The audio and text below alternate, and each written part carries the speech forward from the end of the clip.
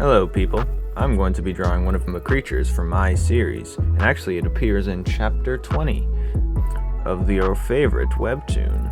What webtoon is it? It is Numen's Law. Yes, I am the creator of that, and this is one of the creatures within it. And this is called the Snowburry. I was debating on calling it an iceberry, but not many ice things going on. Snowberry's better. This is some cute little prairie dog looking, serpent looking. Well, here's what it looks like. And actually this appeared in chapter 19. But if you guys want to draw your own Serpentine based character, or creature I should say, well, every creature in my series is completely made up and maybe it runs off of inspirations from other ones, but I try to keep things completely unique. And it's also chasing one of these bee looking creatures from the same chapter. And I think small little creatures is a good way of telling a story happening behind the scenes while bigger things are going on. There's always a story to be told, and definitely can be told from beneath. It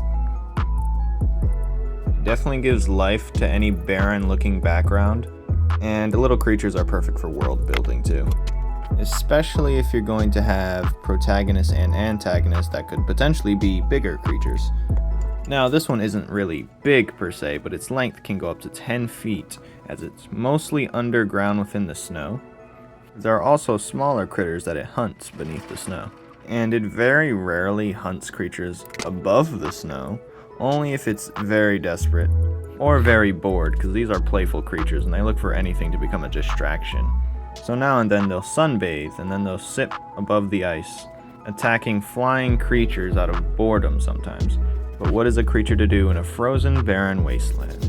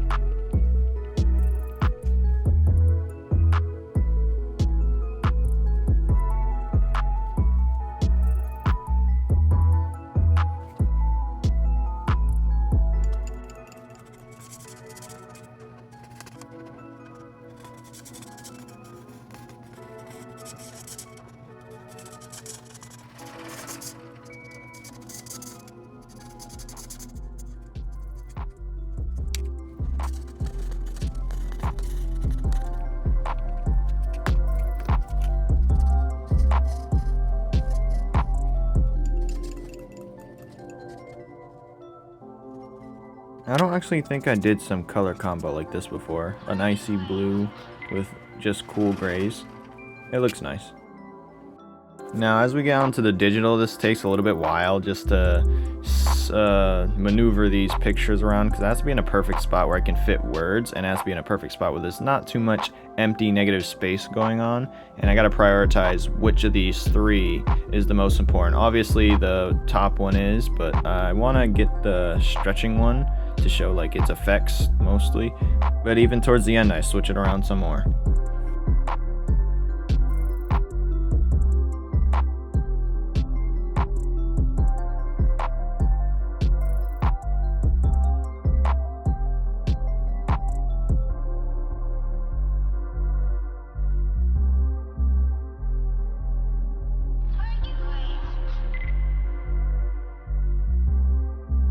Now, I could show a time lapse, but this is way easier just to do a screen recording with OBS, because it can see the movements and the focus that I'm looking at, as opposed to just the regular time lapse. It'll show you everything start to finish, but it won't show you where you're focusing your brush on. And you'll see a lot of the screen that I'm not even working on, which is kind of boring. Yeah, actually, here's the panel where it fully appears. Not really fully, but its head, you know.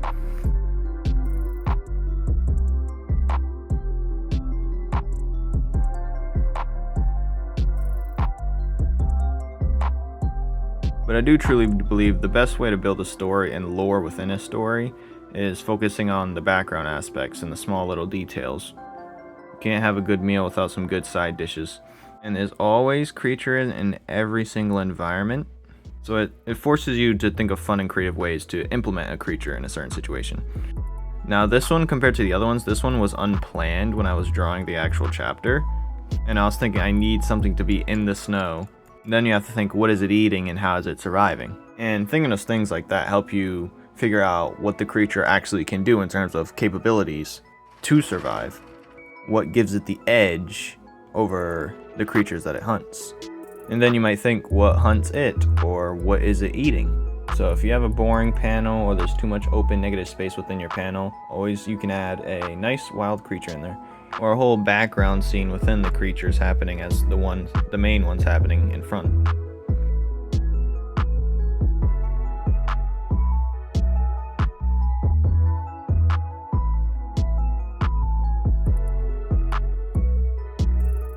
But yeah, this is the Snowburry because it's in the snow and it buries itself.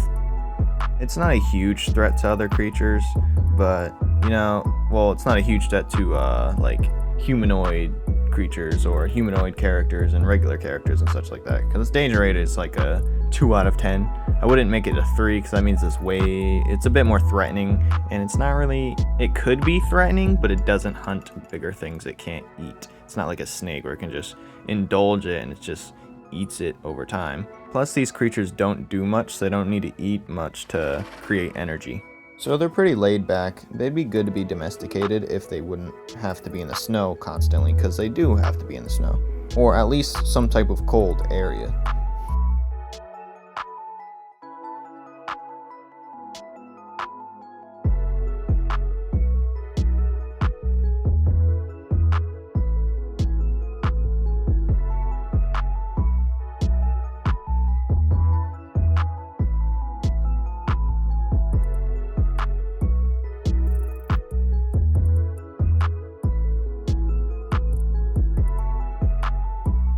Now, I'm not sure if this is like some type of furry creature. I didn't think like that. Or if it's some type of like it has scales, or it has some amphibian like slippery skin. I wasn't really thinking like that, but I don't know.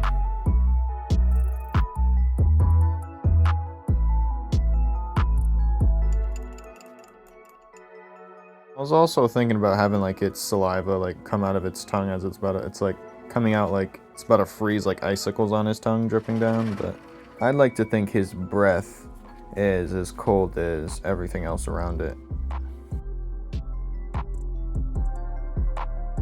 And honestly, this creature could really hunt like once or a few times per year and just store the bodies underneath the snow and basically use it as a freezer. And maybe it does. Maybe it's already hunted. These things don't really need to do much. I'd say a few creatures that could store and just consume over time. But yeah, what do you think about this creature? It's called the Snowburry, and we're about to be coming up towards the info card towards the end.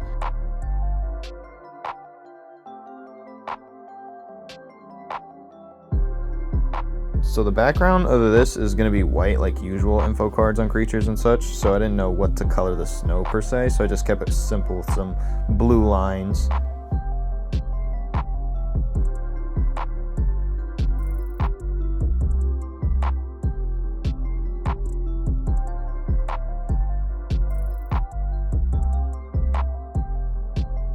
And I think these bee things are called bee bulbs, because I'm not sure for now. It's actually inspiration from my friend's series, Stingerman and Buzzarbee. So it's basically a light bulb with a stinger. And it's that simple. I'll be doing that one another time.